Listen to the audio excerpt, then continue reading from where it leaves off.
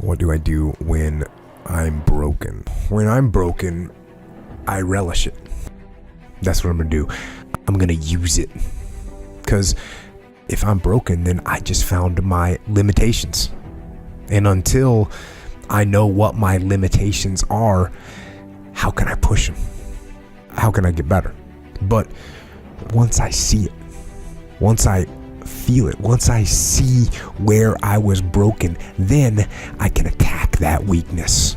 I can fill in that gap.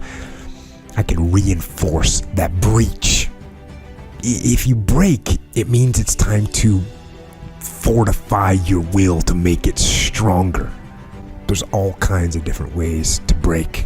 You can break physically, you can break mentally, you can break your heart, you can break your spirit, and none of those are fun, and all of those are gonna leave a mark. But the mark that they leave can be the mark of victory or it can be the mark of defeat.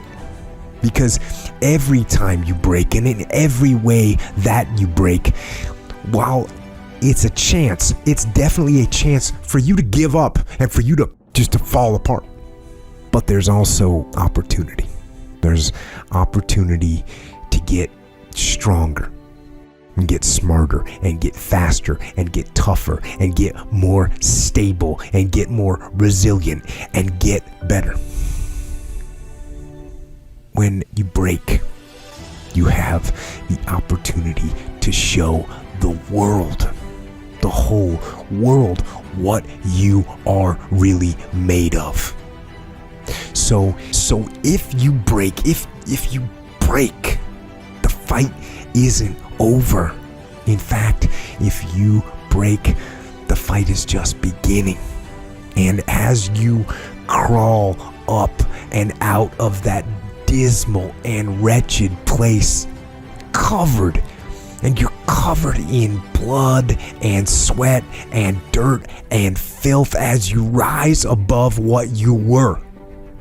And as you take the form of who you are supposed to be, you will see that in the very act of standing up, in the very act of fighting on, you will become and you will remain unbroken.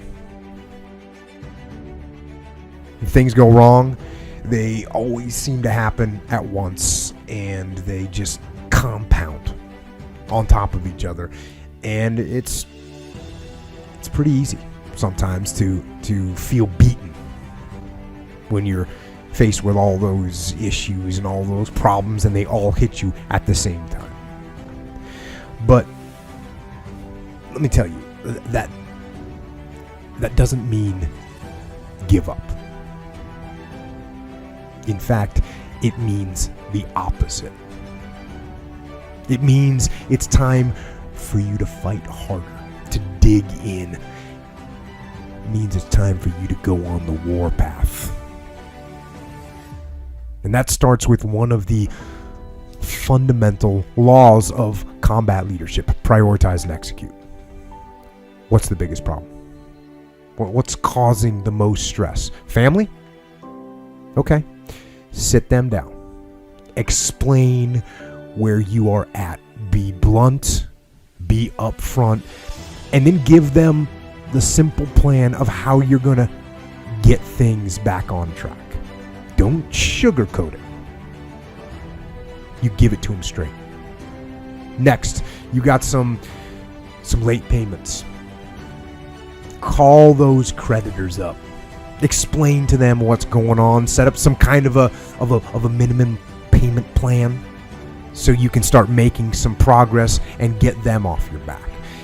And then you got your job. Right? You're falling behind at work. Okay, talk to your boss. Face it. Tell him that you're going to step up your game.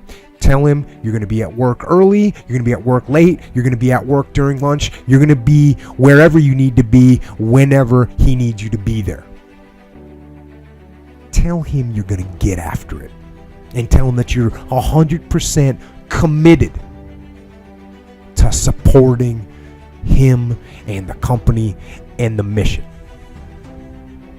and then you get started. And I'm going to tell you right now, it won't be easy. It will be hard because life is hard. That's what life is. And these challenges that you face, they're going to do their best to take you down.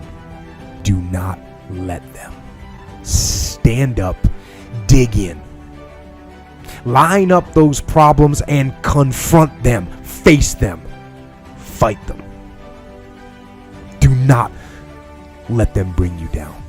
In fact, let those challenges raise you up. Let them elevate you. Let their demands and their trials make you stronger. Let the adversity you face today turn you into a better person tomorrow. So in the future, you look back at these struggles and you say to them, "You made me better." Hey, what does Ryan Seacrest, Tom Cruise, Oprah, Steven Spielberg, Donald Trump, Joan Rivers, Warren Buffett, Gordon Ramsay, Michael Jordan, Kobe, Tim Tebow, they all have one major thing in common, dude. These people hammer. They beat it to death, okay? Look at Tom Cruise, man. Look at his career. He works constantly. So look, you want to get your work ethic so high that people actually admire you. I'm going to ask you a question right now. Because of your unbelievable work ethic. If you can't answer yes to that, man, you're not going to get in that top 10%. You got to get at the top. People need to know you for one major thing first. He works. He produces. The guy's there every day. The guy's pushing and shoving. Because the truth is, no matter how good your ideas are, how good your art is, or how good your skill set is, if you're not working, man, if you're not vibrating at a frequency that people say, "My God, how does that guy do all that?" If you're not vibrating at that rate, 10x levels, massive action, tremendous work ethic that's just a muscle now, and it's just a discipline in your life, and it's a way, it's a normal way that other people think is abnormal. Look, if you're not working at that level, you're not going to make it. Get your work ethic in, man. It's the American way. Work ethic. What I could control was my work ethic. You've heard me speak many times about outworking everybody, but I think that just feels good when we hear it, but most people don't take it seriously. If you think that I have a little bit of success in my life, I can tell you what I attribute it to.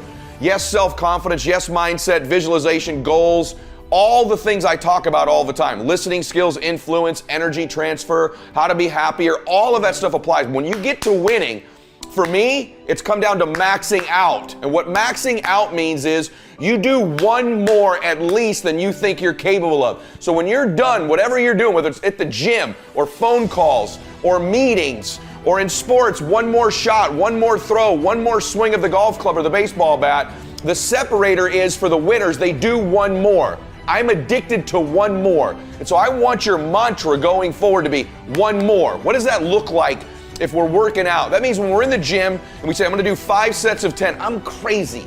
Like I'm a psycho because I wanna win. I wanna be somebody. I wanna separate. I wanna compete. And the way I do that isn't with my giftedness, because I wasn't born with a bunch of gifts. And I think gifts are crap. I think for the most part, gifted people struggle in life because things come easy to them. I like that things haven't come easy for me in my life. I like that I have natural talents in every area. And maybe you like that about you too. Maybe you've looked at yourself all your life and thought, man, I don't have that natural beauty or that natural talent or this gift for creativity or intellect or humor. I don't have any of those things. But what I got is I will outwork you. And so at the gym, one of the things I focus on, they say it's 5 sets of 10. When I'm at 10, I go one more, bam, 11. If I'm running on the treadmill and it's a 45-minute run, I never finish at 45. I always go one more minute, 46. If I'm at the office and I'm supposed to make 25 phone calls that day, when I'm at the end of the day, I always do one more. If I've got meetings, I always do one more. My mantra for 3 decades in business has been one more.